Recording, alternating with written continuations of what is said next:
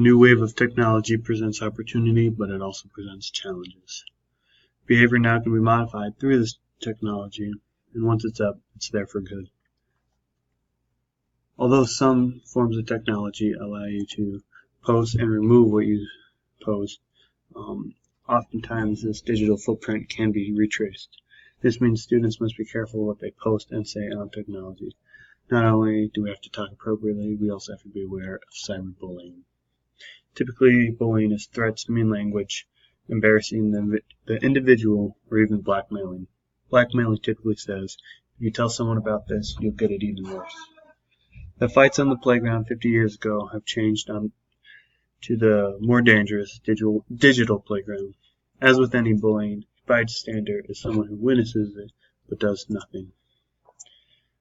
It's up to the teachers, parents, other adults, and other influencers to teach students how to respond, witness, and report.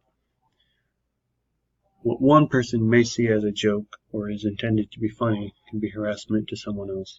Understanding how someone else might perceive what's said is a good way to monitor what we post online. There's no doubt that there are things to be shared and not shared online. After all, the internet isn't a diary. Understanding that what we post may receive criticism or negative comments is a risk we take whenever we enter the digital world.